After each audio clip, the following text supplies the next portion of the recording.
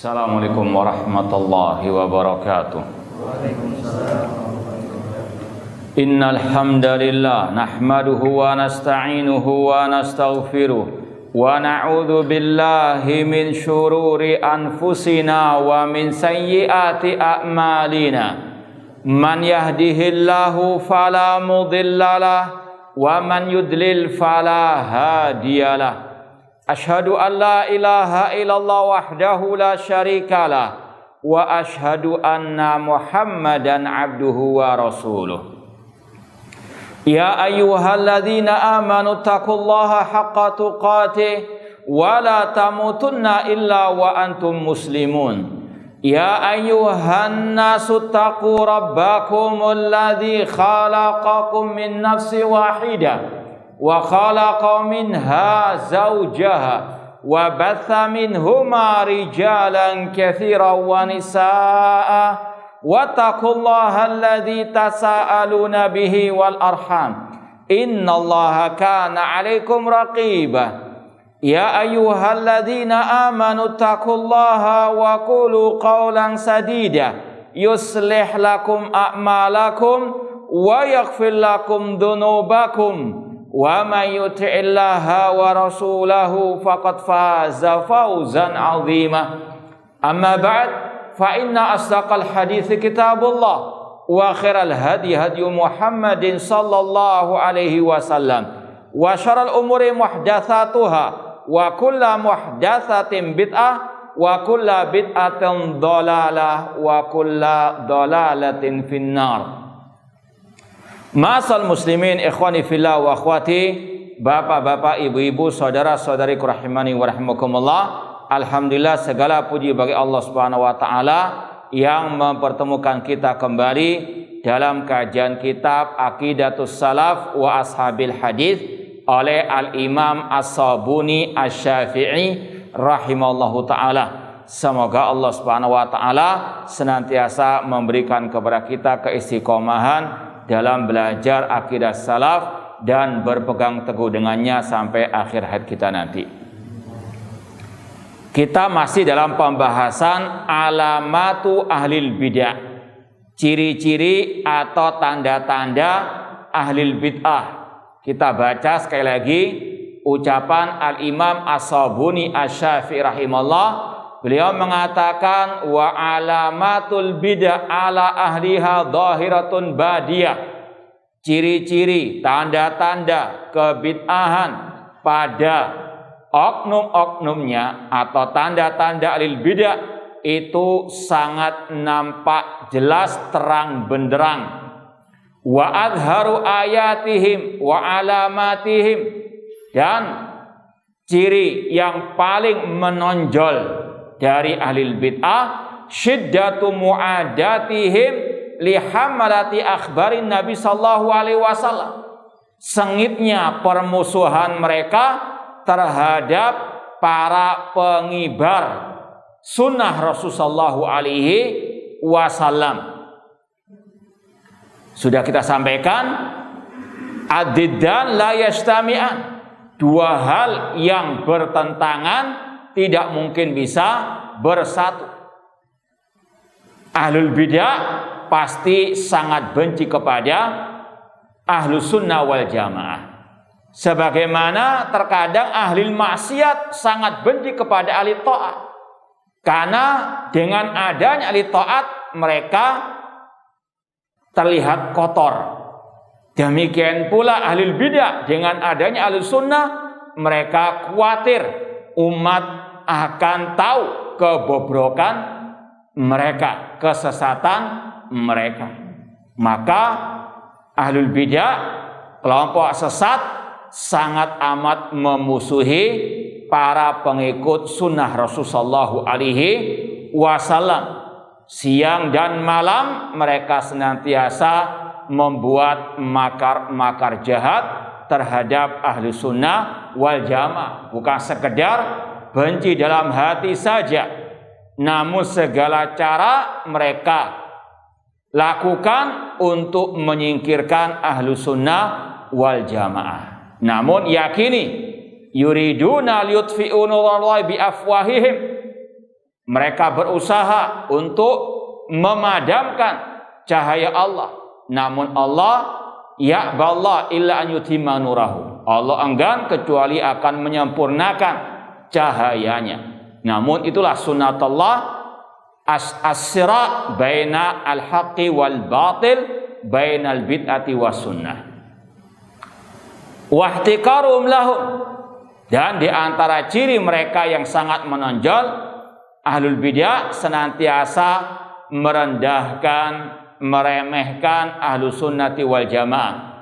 Wa tasmiyatum iyahum hasyawiyah atau hasyawiyah. Mereka menggelari ahlu sunnah al-firqatin najiyah taifah al-mansurah as-salafiyin dengan berbagai macam istilah-istilah, gelar-gelar yang jelek untuk menjauhkan umat dari ahlu sunnah, dari pengikut sunnah Rasulullah SAW.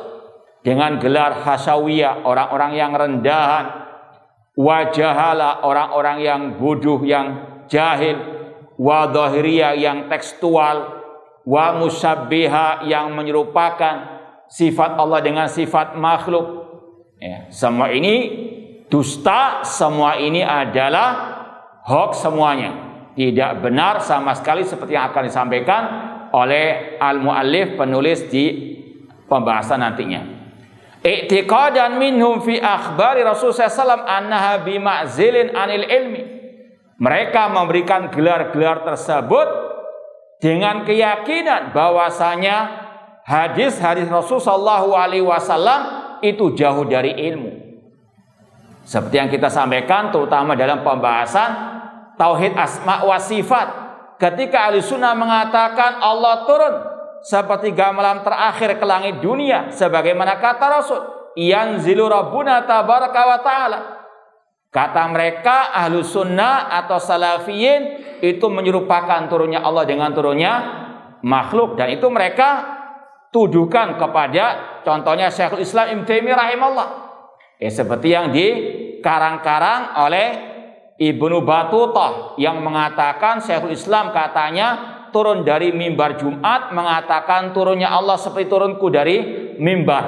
Ini dusta. Ini sekali lagi sengitnya permusuhan, kebencian ahlu al-bidah kepada ahli sunnah.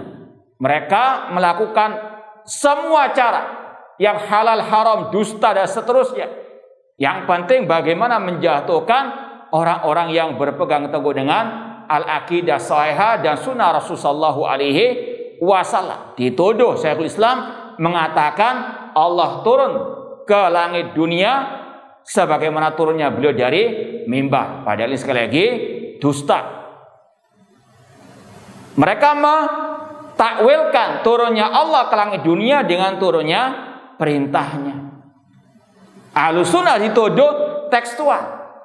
Kata mereka yang benar itu ditakwil, yang turun itu adalah rahmat Allah, perintah Allah, malaikat Allah. Artinya apa? Hadis itu jauh dari ahli ilmu. Namun ilmu yang mereka inginkan, wa annal ilma ma yulqihi syaitan ilaihim.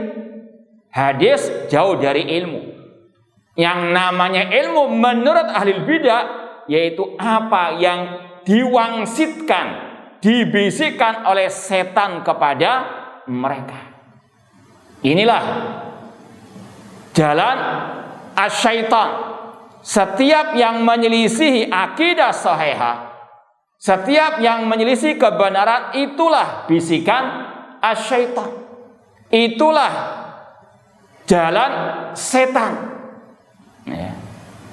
Sebagaimana kata Rasul atau kata Abdullah bin Mas'ud radhiyallahu anhu bahwasanya Rasul SAW menggaris satu garis yang lurus seraya mengatakan inilah jalanku yang lurus. Kemudian kata Abdullah bin Mas'ud, summa khata khututan an yamin wa an shimalihi. Kemudian Rasul menggaris garis yang banyak di kanan dan kiri. Seraya Rasul bersabda, tidaklah jalan-jalan yang banyak di kanan kiri itu kecuali ada setan yang menyeru kepada jalan-jalan yang banyak tersebut. Jadi cuma ada dua jalan. Kalau enggak jalannya Allah dan Rasul, ya jalannya syaitan.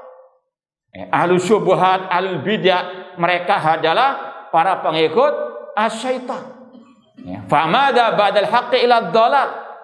Tidaklah setelah kebenaran kecuali kesesatan. Ya. Itu namanya jalannya asyaitan.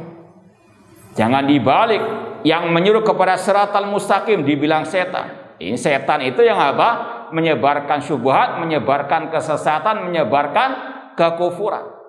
Sebagaimana kata Imam As-Sabuni Asy-Syafi'i, setan itulah yang membisikkan kepada ahli bidah tentang kesesatan-kesesatan mereka tersebut. Wa anal ilma ma yulqi syaitan ilaihim min nata'iji ukuli mal fasidah. Demikian pula ilmu menurut ahli bidah adalah rekayasa akal mereka yang rusak.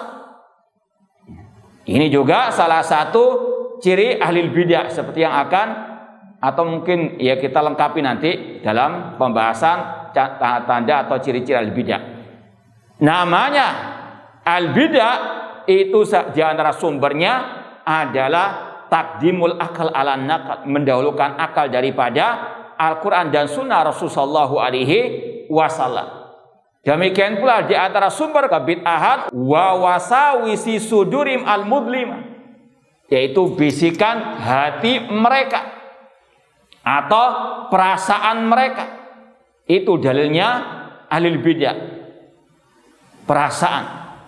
Wa hawajisi qulubim al-khaliyah anil khair, atau sama istilahnya keretek hati yang jauh dari kebaikan. Al-atilah wa hujajim bal syubahim ad-dahidu al-batilah. Ilmu menurut mereka itu sumbernya dari syubhat-syubhat yang batil. Jadi ini sumber ilmu ahli bid'ah. Kalau enggak bisikan setan, iya rekayasa akal mereka yang rusak, atau bisikan hati mereka yang jauh dari cahaya, dari kebenaran, dari kebaikan, atau syubhat-syubhat mereka yang lemah, yang batilah. Kemudian kata Imam As-Sabuni Asy-Syafi'i, ulaikal ladzina la'anahumullah. Mereka ahlul bidah adalah orang-orang yang dilaknat oleh Allah. Fa asammahum, dan Allah tulikan telinga mereka, wa a'ma absarahum, dan Allah butakan penglihatan mereka. Ini ciri-ciri ahli al-bidah, dan ini ancaman bagi ahli al-bidah. Ya. Laknat Allah atas mereka. Kemudian kata Imam As-Sabuni, Allah berfirman, wa may yuhinillah fama lahu min mukrim. Barang siapa yang Allah hinakan, tidak akan ada siapapun yang memuliakannya. Innallaha yaf'alu ma yasha. Sesungguhnya Allah berbuat apa yang Dia kehendaki. Kita baca sebagian athar yang dibawakan oleh Imam As-Sabuni tentang ciri-ciri ahli bidah ini. Ya, tadi yang disampaikan Imam As-Sabuni kesimpulan dari ucapan ulama salaf tentang ciri ahli bidah. Di antaranya beliau, ini kita langsung baca di ucapan, ya kita tinggalkan beberapa sanadnya, riwayatnya untuk meringkas waktu. Dikatakan di sini Ahmad bin Sinan Al-Qattan, seorang ulama salaf yang bernama Ahmad bin Sinan Al-Qattan berkata, laisa fid dunya mubtadi'un illa wa huwa yubghidu ahlal hadis. Tidak ada di dunia ahli bid'ah kecuali dia membenci ahlul hadis. Ini sudah sunatullah. Ini suatu yang lumrah, yang biasa. Karena tadi nggak akan mungkin al-bid'ah suka dengan sunnah. Ya. Karena kalau ada sunnah, bid'ah akan mati, akan tenggelam. Makanya berusaha sunnah dimatikan, ahlu sunnah dilenyapkan. Tidak ada, sekali lagi kata Ahmad bin Sinan Al-Qattan, di dunia ahli bid'ah kecuali dia pasti membenci ahli al-hadis. Ya. Maka kalau ada misalnya ahli bid'ah mencintai ahlu sunnah, loyalitas kepada ahlu sunnah, ini ada tanda tanya besar. Ada apa dengan ahli sunnah tadi? Ini yang sudah kita sampaikan dari siapa? Ucapan Syekh Dr. Sulaiman Ar-Ruhaili hafizallahu taala. Kalau ada ahlu sunnah atau yang mengaku salafi, dia dicintai, diridhoi oleh al-bidah, fattish nafsaka. Koreksi dirimu kalau engkau dicintai oleh ahli al-bidah. Berarti ada enggak beres dalam akidah manhaj orang tersebut. Karena ini kaidahnya. Ini para ulama salaf bukan sekedar istilahnya omong kosong, namun ini fakta di lapangan. Al-waqi' laisa lahum min dafi, sepanjang masa demikian. Kalau namanya ahlul bidah pasti benci kepada ahlul hadis, ahlus sunnah yang sejati. Kalau ada yang ngaku ahlus sunnah dicintai ahlul bidah, ya, maka yang pertama tadi, ada apa dengan akidahnya orang yang ngaku ahlus sunnah tadi? Enggak dia menjilat kepada ahli bidah, enggak dia pura-pura jadi ahli sunnah, enggak dia menyusup kepada ahli sunnah padahal dia ahli bidah. Naudzubillahi min dzalik. Maka hati-hati. Kata Ahmad bin Sinan Al-Qattan, tidak ada di dunia ahli bid'ah kecuali dia membenci ahli hadis. Fa idabtada rajul nuziat halawatul hadis min qalbihi. Kalau seseorang itu sudah berbuat kebid'ahan, membuat statement bid'ah di medsos misalnya, maka dicabut rasa manis cinta kepada hadis Rasulullah SAW dari hatinya. Karena nggak akan mungkin bersatu antara cinta sunnah dengan cinta al-bidah. Kalau orang itu sudah membuat statement syubhat, al-bidah, kesesatan, ketika ada seruan, ayo ittiba'us sunnah melawan penghina Nabi, masa seruan ittiba'us sunnah menghadapi penghina Nabi? Ini laqad sadaqa rahimallahu taala, sungguh benar ucapan ulama salaf. Kalau sudah orang itu membuat kebid'ahan, entah dalam akidahnya, dalam ucapannya, dalam perbuatannya, dicabut rasa cinta kepada ittiba'u as-sunnah dan juga kepada ahli sunnah yang sejati. Asar berikutnya, riwayat berikutnya, ini dari Imam Ahmad rahimahullah. Ada seseorang berkata kepada Imam Ahmad, ya Aba Abdillah, zakaru li ibni Abi Qutailah bi Makkah ashabal hadis. Wahai Imam Ahmad, kunyahnya Abu Abdillah, mereka menyebutkan ashabul hadis kepada seseorang yang bernama Ibnu Abi Qutailah di kota Mekah. Jadi ada seseorang yang dijuluki atau dinamai Ibnu Abi Qutailah, disebutkan kepadanya ashabul hadis, ahlus sunnah. Maka orang yang bernama Ibnu Abi Qutailah berkata, ashabul hadis kaum musuh. Ashabul hadis, ahlus sunnah itu kelompok yang jelek, kaum yang jelek, orang-orang yang gak berakhlakul karimah misalnya. Ini sekali lagi, orang ini sangat benci kepada ashabul hadis, menjelek-jelekan ahlu sunnah wal jamaah. Lalu faqama Ahmad ibnu Hanbal wa huwa yanfudhu thawbahu. Imam Ahmad ketika mendengarkan cerita tadi, ada seseorang mencela, membenci ahlu sunnah wal jamaah, beliau pun berdiri seraya yanfudhu thawbahu. Yanfudhu itu digerak-gerakkan untuk kayak menghilangkan kotoran ya. Yanfudhu thawbahu. Seraya Imam Ahmad mengatakan zindikun, zindik. Ini munafik. Ya, zindik kalau menurut ulama salaf itu sinonim dengan munafik. Ini orang munafik, zindik. Ini sekali lagi tegas kerasnya ulama salaf terhadap orang-orang yang mereka membenci ahli hadis. Hatta dakhalal bait, sampai Imam Ahmad masuk ke dalam rumah. Intinya sama dengan tadi, tidak ada satupun ahlul bidah, orang yang sesat, kecuali membenci ahlus sunnah yang sejati. Riwayat berikutnya ini dari Abu Nasr bin Salam Al-Faqih. Abu Nasr bin Salam Al-Faqih, beliau berkata, laisa syai'un asqala ala ahlil ilhad wala abghad ilaihim min sama'il hadis wa riwayati bi isnadihi. Tidak ada sesuatu pun yang lebih berat bagi orang-orang yang sesat, bagi ahli bid'ah, dan tidaklah yang paling dibenci oleh mereka daripada mendengarkan hadis Rasulullah SAW dan riwayatnya dengan isnadnya. Ini salah satu ciri ahli bid'ah, sangat tidak suka mendengarkan hadis Rasulullah SAW, apalagi yang berkaitan dengan al-aqidah, dengan at-tauhid. Karena itu apa? Menghancurkan akidah mereka yang sesat. Seperti tadi, yanzilu rabbuna tabaraka wa ta'ala, Allah turun ke langit dunia, enggak sesuai dengan hawa nafsu mereka. Berat untuk mereka apa?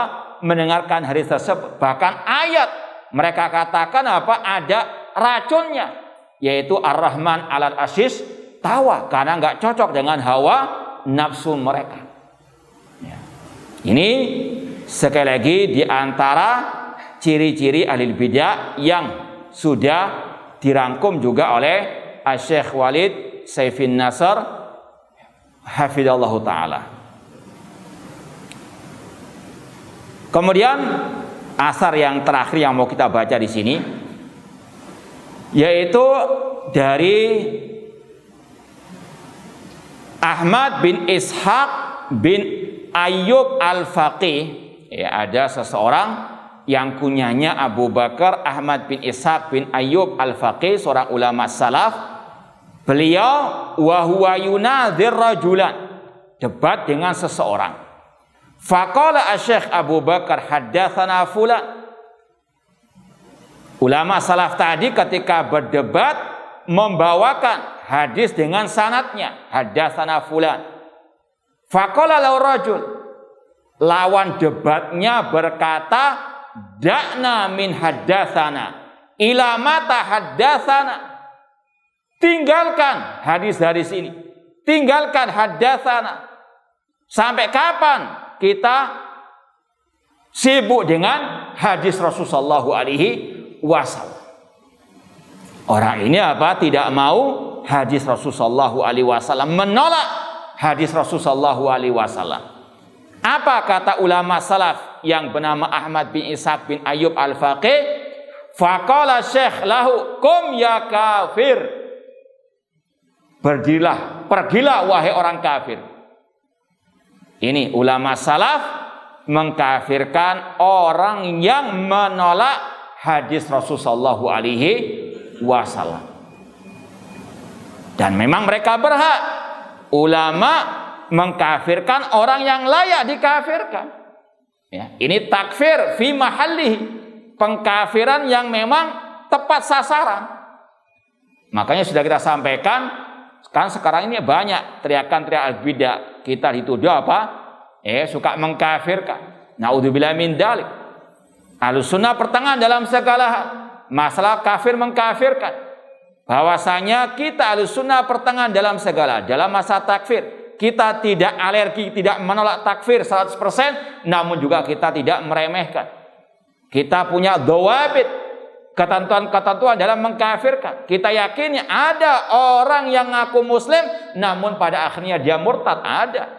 Gak percaya, kafir. Sebagaimana kata Allah, wa kafaru ba'da islamihim. Mereka kafir setelah Islamnya mereka. Kalau ada yang mengatakan orang muslim, ya, gak akan mungkin kafir misalnya, ini menolak ayat Allah. Wa kafaru ba'da islamihim. Sepakat ulama dalam semua mazhab ada orang-orang yang murtad. Ya, kalau kita buka kitab-kitab fikih mazhab apapun dari mazhab-mazhab Ahlussunnah, pasti ada bab tentang ar-riddah, orang-orang yang murtad. Ya. Di antaranya karena tadi menolak hadis Rasulullah SAW, benci kepada hadis Rasulullah SAW. maka dikafirkan oleh ulama salaf, dan yang berhak mengkafirkan adalah para ulama ahlu sunnah wal jamaah, bukan orang-orang awam.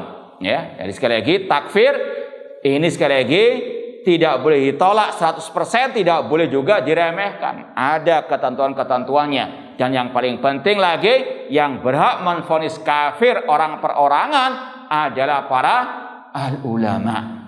Ya. Dan ini yang juga disebutkan oleh Syekh Sulaiman Ar-Ruhaili dalam kitab yang kita bawakan minggu yang lalu, Dirasatun fil Manhaj, yang berhak menvonis kafir para al-ulama. Tidak setiap orang. Kemudian fala yahillu laka an tadkhula dari ba'da hada abada. Tidak halal alias haram bagimu masuk ke rumahku selama-lamanya. Ini namanya boikot al-hajar. Apalagi dia sudah sampai derajat kafir. Ya. Ini dihajar, artinya diboikot, tidak boleh lagi masuk ke rumah sang alim dari ulama salaf tersebut selama-lamanya. Summa iltafata ilaina wa qala ma qultu li ahadin qad la tadkhul dari illa hada. Kemudian sang alim tersebut Ahmad bin Ishaq bin Ayyub Al-Faqih menoleh kepada kami seraya berkata, tidak pernah aku mengatakan kepada seorang pun jangan masuk ke rumahku kecuali kepada orang yang kafirin. Ini sekali lagi ketegasan ulama salaf terhadap orang-orang yang menyimpang dari Al-Quran dan Sunnah Rasulullah SAW, apalagi yang menolak hadis Rasulullah SAW. Ini beberapa riwayat yang merupakan ciri ahli bidah. Ya, sebagiannya dicantumkan oleh Syekh Walid Saifin Nasr hafizallahu taala yang sudah kita baca sebagian ciri ahli bid'ah dari syarah beliau terhadap usul sunnah Imam Ahmad rahimahullah. Sampai mana kemarin? Poin keberapa? Taib, sekedar murajaah. Coba sebutkan mulai pertama. Apa ciri ahli bid'ah? Ya, tidak perhatian terhadap dakwah tauhid, tidak mau melarang dari kesyirikan. Yang kedua, mendahulukan hawa nafsu, akal, pendapat manusia daripada Al-Quran dan Sunnah. Yang ketiga, mengikuti hawa nafsu. Yang keempat, mengikuti yang mutasyabihat dari ayat atau dari hadis, dari ucapan para ulama. Yang kelima, ya, meninggalkan nas Al-Quran dan Sunnah Rasulullah SAW. Yang keenam, ya, berpecah belah, bergolong-golongan. Yang ketujuh, meremehkan para salaf dari kalangan sahabat dan tabi'in dan seterusnya. Yang kedelapan, tidak mengikuti jejak para as-salafus saleh. Yang kesembilan, mencela ahli hadis, ya. Kemudian yang keberapa? 10 apa? Bughdhum lil hadis wal isnad. Ini yang ya kita baca terakhir tadi. Orang itu tidak mau apa? Hadatsnya, tidak mau al hadis. Ya, maka apa yang disampaikan oleh Syekh Walid ini hanyalah ringkasan dari asar-asar para ulama salaf tersebut. Yang ke-11, ya, isti'anatum bil wulad wasalatin. Mereka menggunakan tangan penguasa untuk menghancurkan ahlu sunnah wal jamaah karena mereka kalah hujjah, ya, kalah dalil, kalah hujjah, pakai tangan penguasa untuk menjatuhkan martabat kedudukan ahli sunnah wal jamaah. Ya, paling tidak penguasa masjid lah, ya, biar diboikot kajiannya. Yang ke-12 apa? Ya, berlebih-lebihan dalam ibadah. Terus tambahannya apa? Ada enggak? Hah? Iya, berlebih-lebihan dalam beribadah dan istilahnya mengkeramatkan guru-guru mereka. Harus nggangge terhadap gurunya, nggak boleh melawan sama sekali. Kalau istilah mereka kualat kalau melawan, ya. Harus apa? Nggangge, harus apa?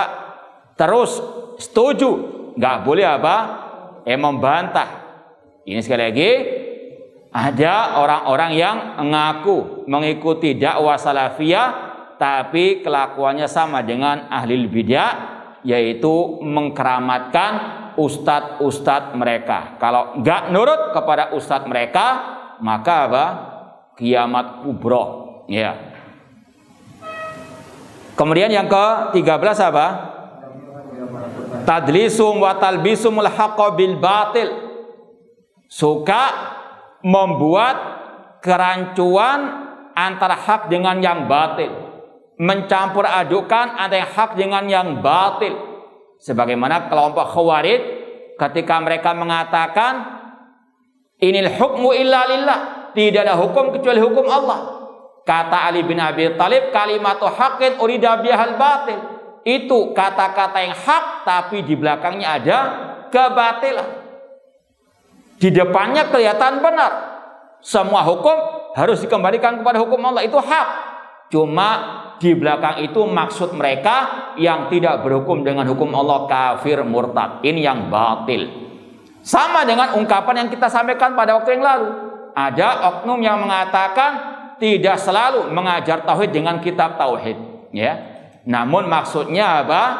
Ya, tidak harus kita dakwah apa? At-tauhid. Maksudnya membela yang nyinyiri dakwah at-tauhid. Atau sama juga dengan sebagian orang yang mengatakan masa akidah itu hanya pembahasan pemimpin kaum muslimin. Ya. Ini kalimat haqqin urida bihal batil. Iya, memang nggak semua. Ya, pembahasan itu masalah walil amr. Akidah Ahlussunnah terhadap pemimpin kaum muslimin, akidah banyak pembahasannya. Cuma ungkapan itu ditujukan untuk nyinyiri, yang membantah orang-orang yang sesat dalam masalah pemimpin kaum muslimin. Hati-hati. Ya, ada orang yang suka membuat retorika-retorika yang kelihatannya hak, namun di belakangnya ada apa? Kebatilan. Makanya Ahlussunnah harus cerdas, harus apa? Teliti, cermat. Yang ke-14 apa? Iya, mencela-mencela dalam urusan agama. Misalnya hari ini posting tidak boleh menjelekkan pemimpin kaum muslimin, nggak boleh mengkritik pemimpin kaum muslimin di hadapan umum. Nggak taunya hari-hari berikutnya posting orang yang ngeritik pemimpin di hadapan umum di medsos. Naudzubillah min dzalik. Ya, ini sekali lagi ciri orang-orang yang mencela-mencela dalam urusan agama. Dan kata Syekh Sulaiman Ar-Ruhaili dalam salah satu postingannya, la khaira fi wudimri'in mutalawwinin. Tidak ada kebaikan dalam mencintai orang yang mencela-mencela, terutama dalam masalah akidah wal manhaj. Dan sudah kita bacakan juga ucapan Hudzaifah bin Yaman radhiyallahu anhu.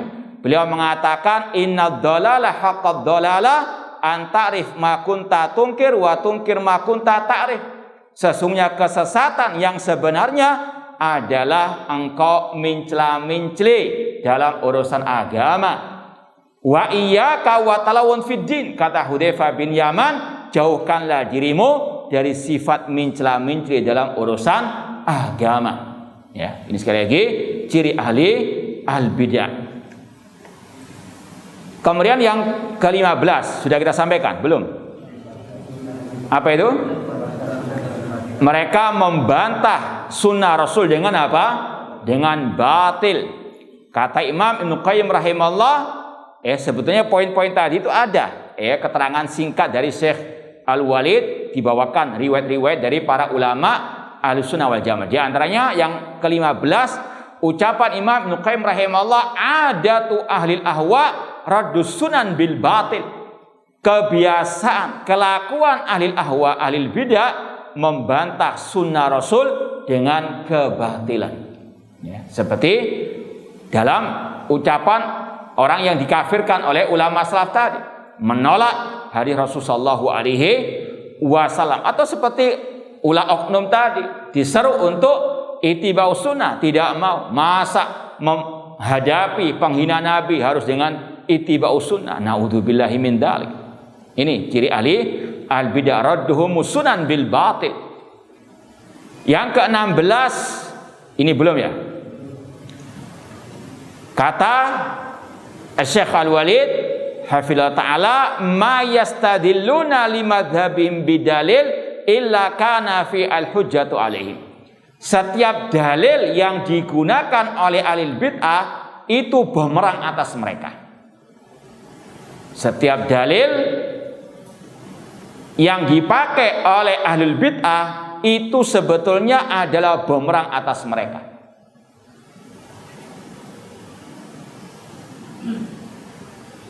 Tentunya ini bisa dipahami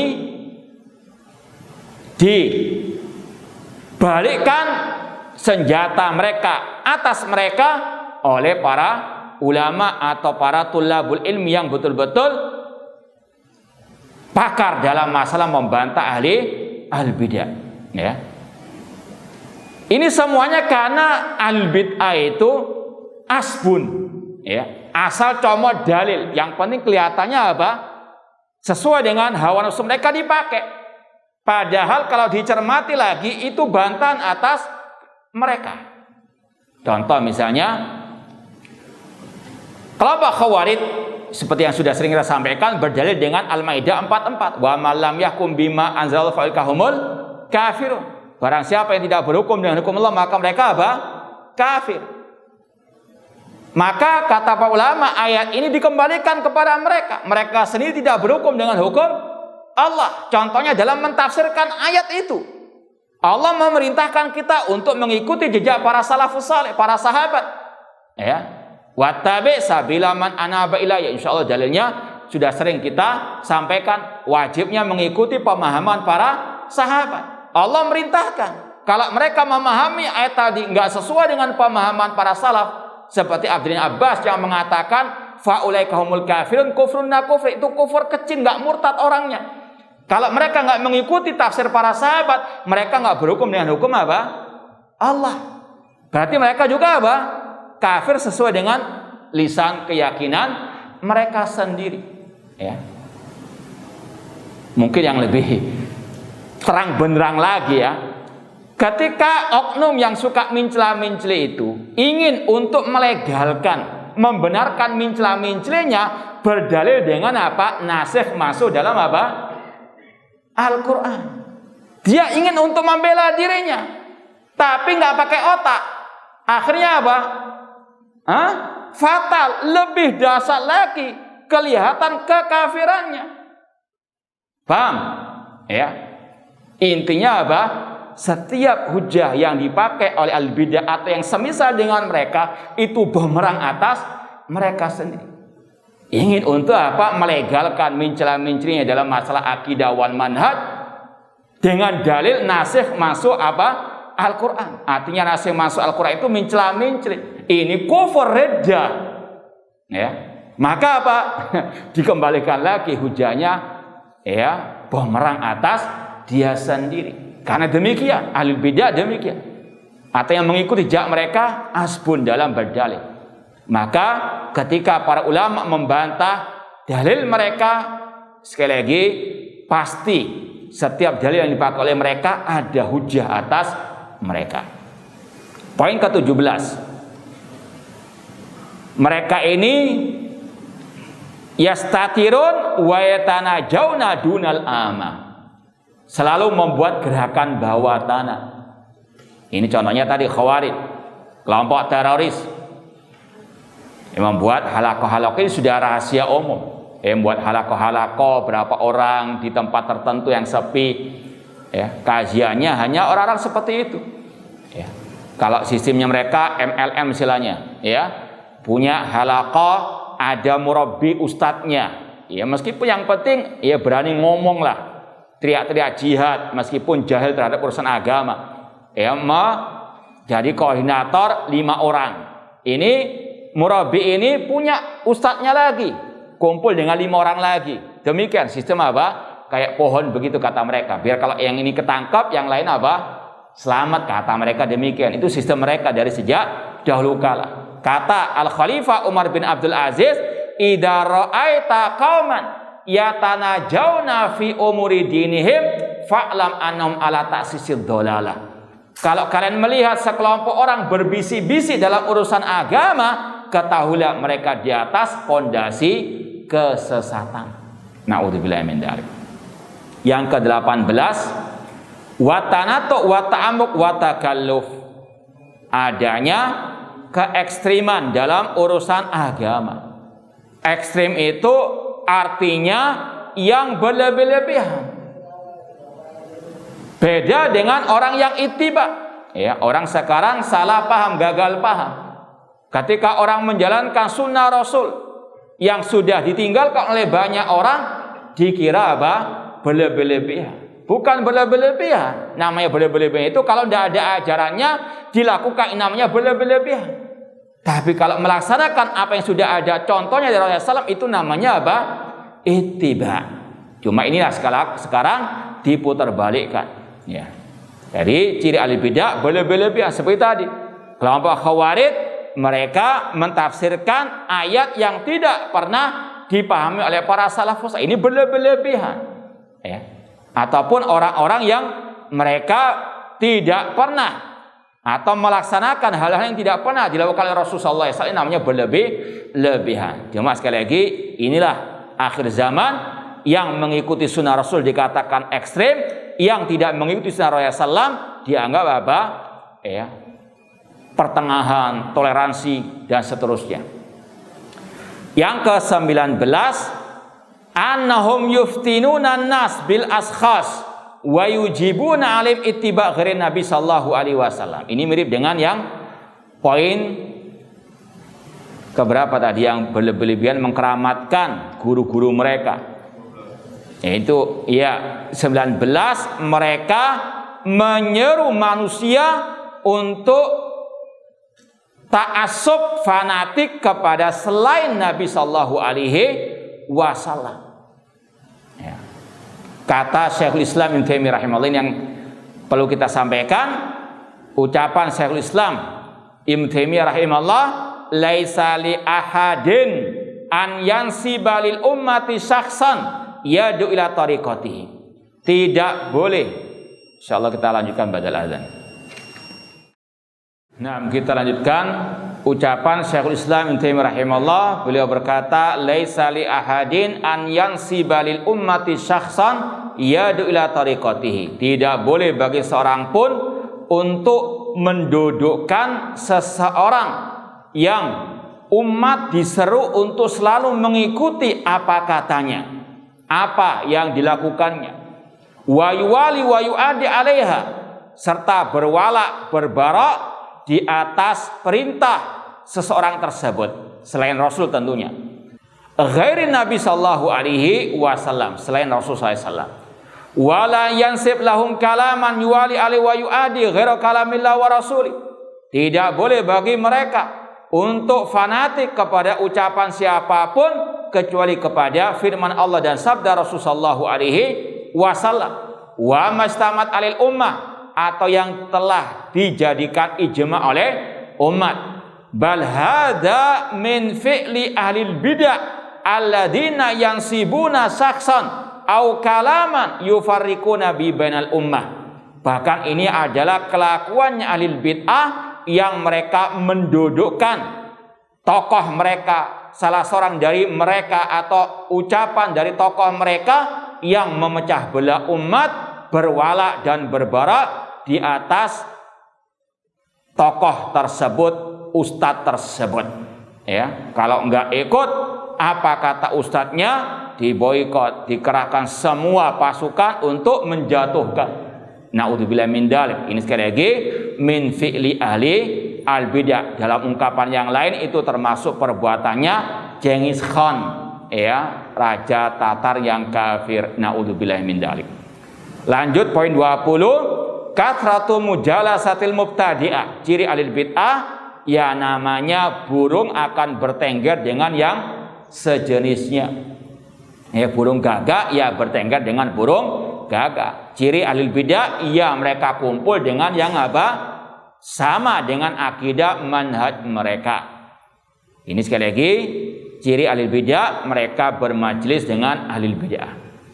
Yang ke-21, mereka senantiasa berhujah dengan dalil-dalil yang lemah, hadis yang maudhu, palsu, hadis yang dhaif, ya, atau ucapan-ucapan yang nyeleneh, ya, yang sesuai dengan hawa nafsu mereka.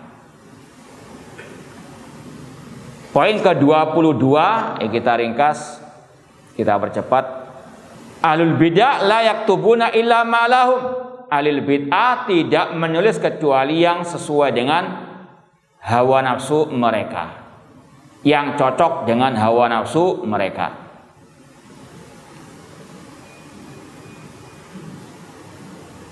Yang ke-23, tahriful adillah wa nusus an mawadhi'iha. Suka menyelewengkan makna ayat-ayat ataupun hadis-hadis Rasulullah SAW. Suka menyelewengkan makna ayat ataupun hadis Rasulullah SAW. Yang ke-24, tajarruhum alal kitab wa sunnah al arabiyyaini ma'al jahli bilisanil arabi. Lancang mentafsirkan ayat dan hadis yang berbahasa Arab padahal dia jahil terhadap bahasa Arab. Lancang mentafsirkan ayat dan hadis yang berbahasa Arab padahal dia jahil terhadap bahasa Arab. Asbun dalam mentafsirkan ayat. Yang sangat parah lagi, ketika mentafsirkan qul huwallahu ahad, kata dia ahad itu asalnya dari kata-kata Ahmad, Nabi Muhammad maksudnya. Naudzubillah min dzalik, itu nama Allah Al-Ahad. Kok dirubah dengan apa? Ahmad. Dari mana itu? Ini tidak lain kecuali bisikan asyaiton. Naudzubillah min dzalik. Enggak ada orang Arab mentafsirkan apa?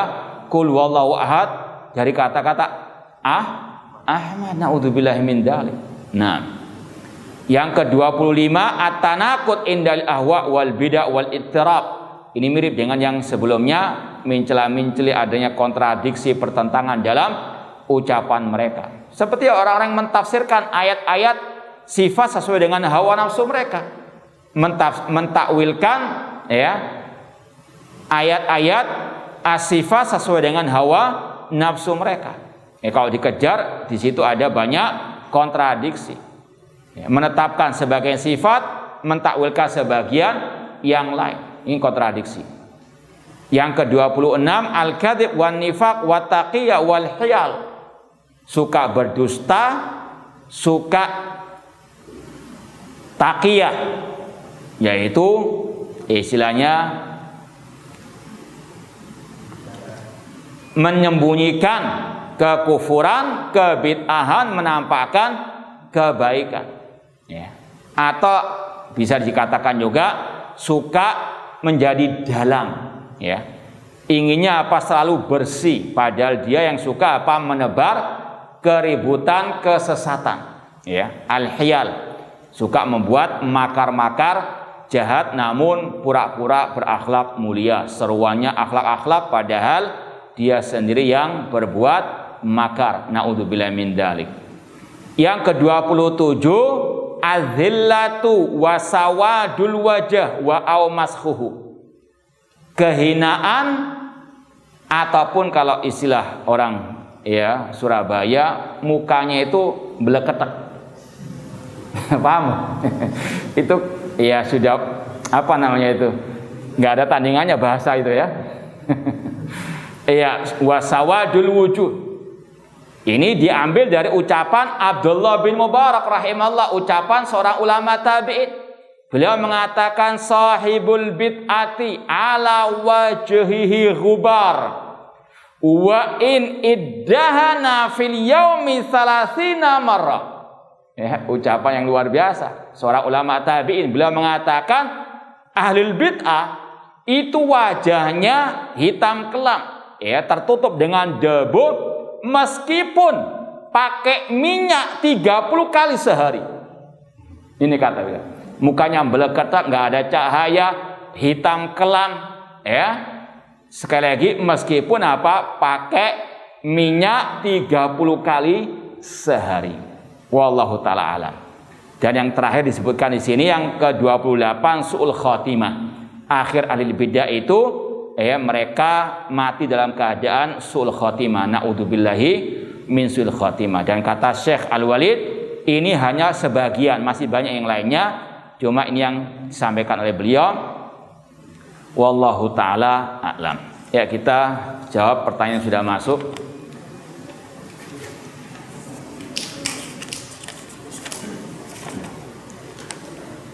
Ya, ini panjang-panjang pertanyaannya, cuma yang kita ringkas saja. Ada ahli bidah yang ketika dinasehati dengan ayat-ayat misalnya surat Al-Imran 23 sampai 24, dia mengatakan ayat itu kan untuk orang kafir. Maka secara umum dijawab oleh para ulama, al-ibratu bi umumil lafzi la bi khususis sabab.